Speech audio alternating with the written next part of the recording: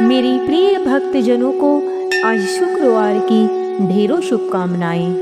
भक्तों, आज हम इस वीडियो में आपके लिए लेकर के आए हैं संध्या काल में करने वाला माँ लक्ष्मी का विशेष मंत्र उच्चारण और विशेष पूजा विधि, जिसे करने पर माँ लक्ष्मी आप पर तुरंत प्रसन्न होंगी और आपके स्वप्न में माँ खुद दौड़ी चली आएंगी।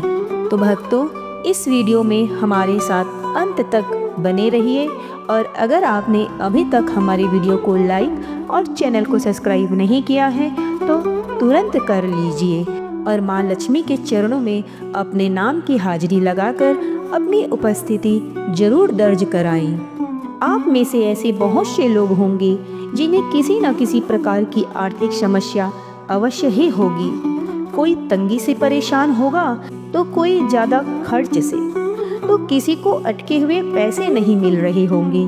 खास तौर पर हम महिलाओं को तो घर चलाने के चक्कर में एक एक पैसे का हिसाब रखना पड़ता है। इस बारे में जब हमने हमारे गुरुजी से बात की तो उन्होंने माँ लक्ष्मी के कुछ विशेष मंत्रों के बारे में बताया। हमारे गुरुजी का कहना है कि माँ लक्ष्मी के इन मंत्रों के जाप से आर्थिक समस्या दूर होती है और पैसों से जुड़ी किसी भी तरह की परेशानी हो तो उससे आपको तुरंत मुक्ति मिलती है। तो चलिए तंगी समेत पैसों से जुड़ी हर परेशानियों से छुटकारा दिलाने वाले इस मंत्र के बारे में जानते हैं।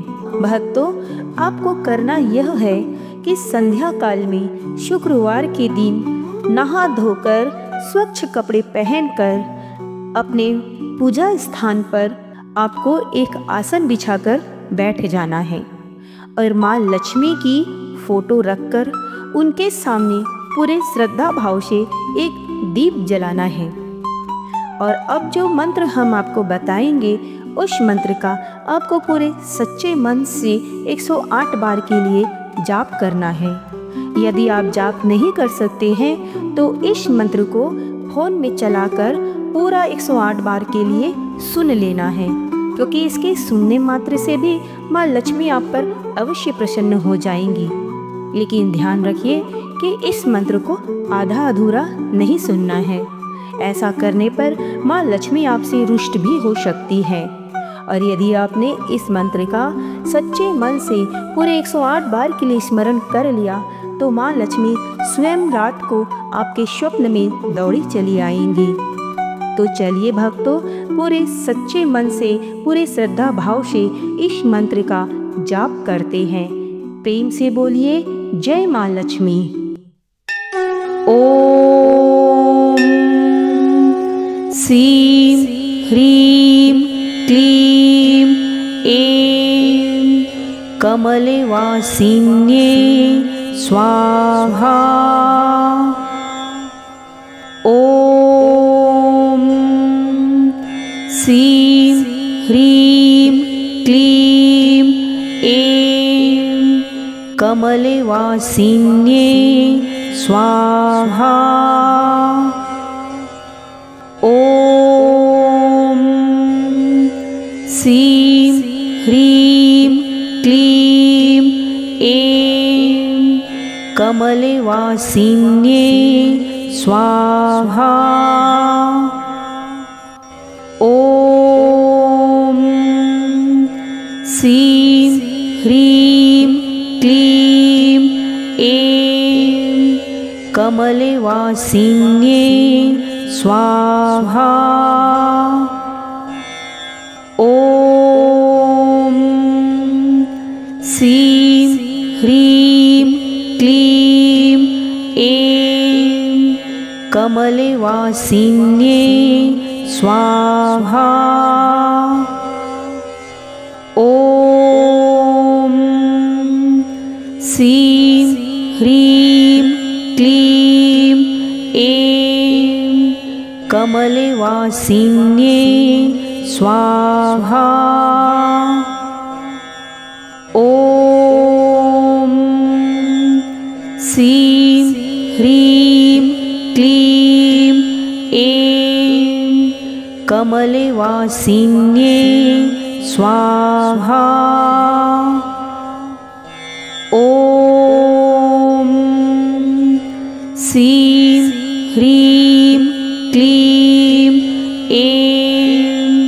कमलवासिन्ये स्वाहा। ॐ सीं ह्रीं क्लीं ऐं कमलवासिन्ये स्वाहा।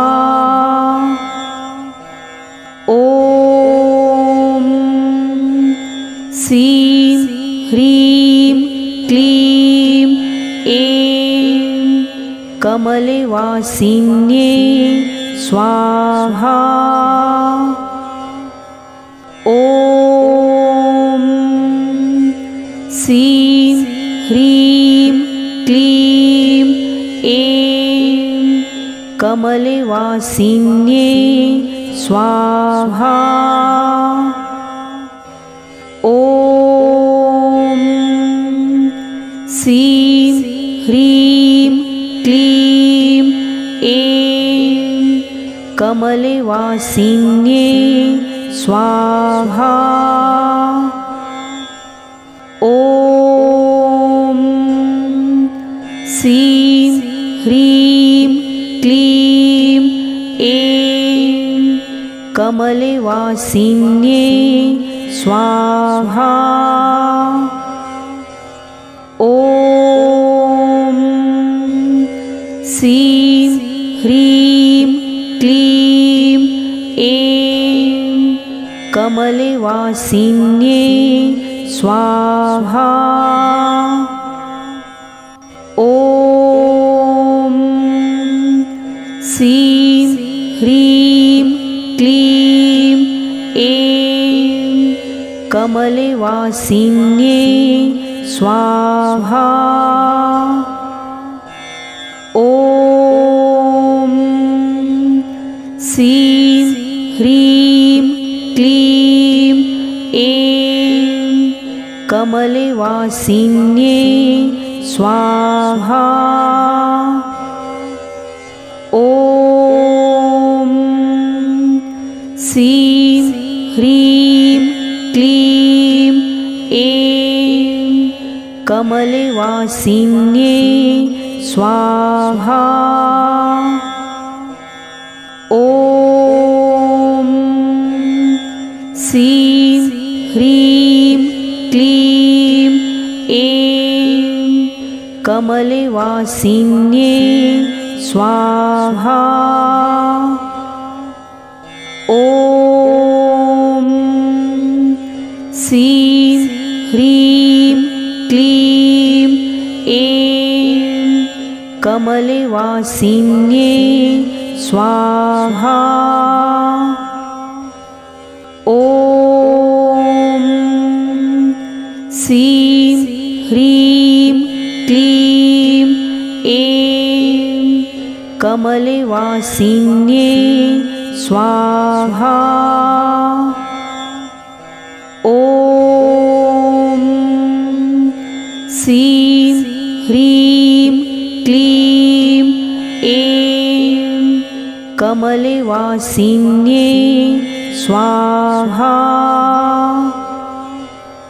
ॐ सीं ह्रीं क्लीं ऐं कमलवासिन्ये स्वाहा। ॐ सीं ह्रीं क्लीं ऐं कमलवासिन्ये स्वाहा। ॐ सीं ह्रीं क्लीं ऐं कमलवासिन्ये स्वाहा। ॐ सीं ह्रीं क्लीं ऐं कमलवासिन्ये स्वाहा। ॐ सीं ह्रीं क्लीं ऐं कमलवासिन्ये कमलवासिन्ये स्वाहा। ॐ श्रीं ह्रीं क्लीं ऐं कमलवासिन्ये स्वाहा। ॐ श्रीं ह्रीं क्लीं ऐं कमलवासिन्ये स्वाहा। ॐ श्रीं ह्रीं क्लीं ऐं कमलवासिन्ये स्वाहा। ॐ श्रीं ह्रीं क्लीं ऐं कमलवासिन्ये स्वाहा। ॐ श्रीं ह्रीं क्लीं ऐं कमलवासिन्ये स्वाहा। ॐ श्रीं ह्रीं क्लीं ऐं कमलवासिन्ये स्वाहा। ॐ श्रीं ह्रीं क्लीं ऐं कमलवासिन्ये स्वाहा। ॐ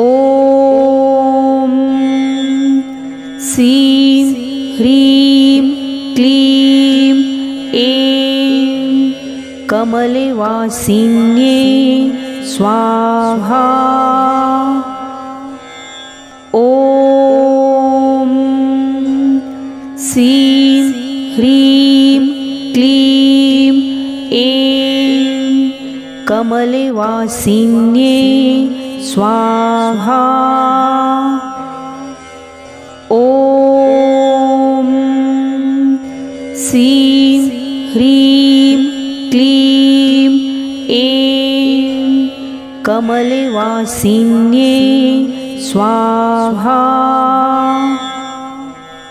ॐ श्रीं ह्रीं क्लीं ऐं कमलवासिन्ये स्वाहा। ॐ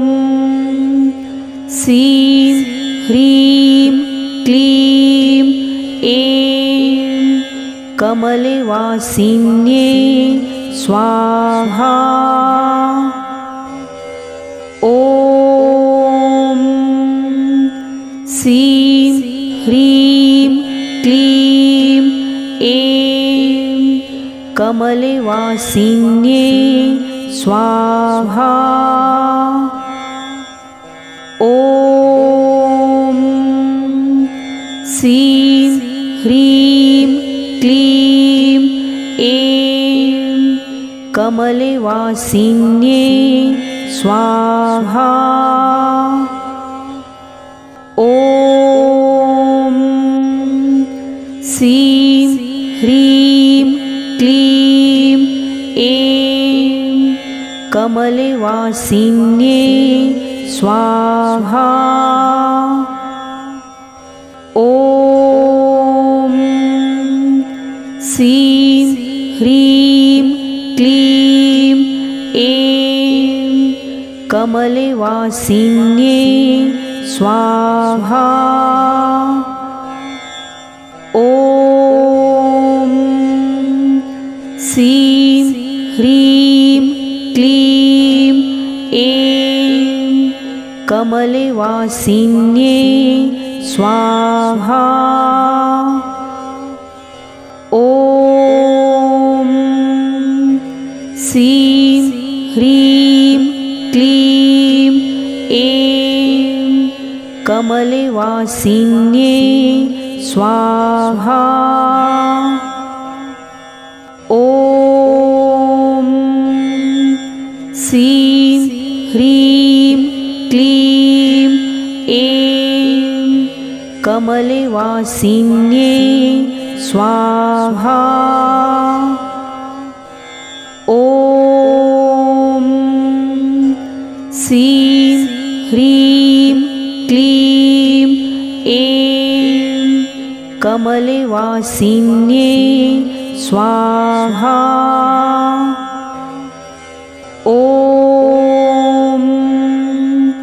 श्रीं ह्रीं क्लीं ऐं कमलवासिन्ये स्वाहा। ॐ श्रीं ह्रीं क्लीं ऐं कमलवासिन्ये स्वाहा। ॐ श्रीं ह्रीं क्लीं ऐं कमलवासिन्ये स्वाहा। ॐ श्रीं ह्रीं क्लीं ऐं कमलवासिन्ये स्वाहा। ॐ श्रीं ह्रीं क्लीं ऐं कमलवासिन्ये स्वाहा।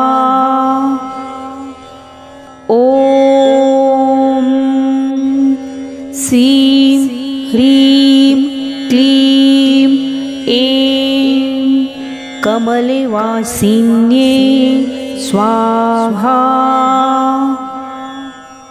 ॐ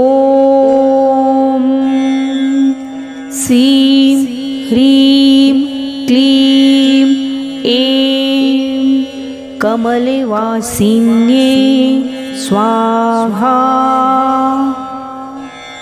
ॐ श्रीं ह्रीं क्लीं ऐं कमलवासिन्ये स्वाहा। ॐ श्रीं ह्रीं क्लीं ऐं कमलवासिन्ये स्वाहा। ॐ श्रीं ह्रीं क्लीं ऐं कमलवासिन्ये स्वाहा। ॐ श्रीं ह्रीं क्लीं ऐं कमलवासिन्ये स्वाहा। ॐ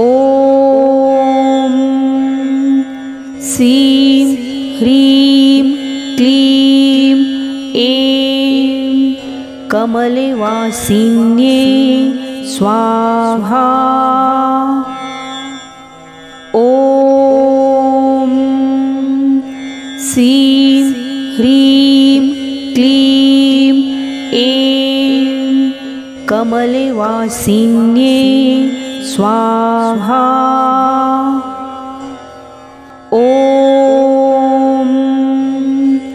श्रीं ह्रीं क्लीं ऐं कमलवासिन्ये स्वाहा। ॐ श्रीं ह्रीं क्लीं ऐं कमलवासिन्ये स्वाहा। ॐ श्रीं ह्रीं क्लीं ऐं कमलवासिन्ये स्वाहा। ॐ श्रीं ह्रीं क्लीं ऐं कमलवासिन्ये स्वाहा।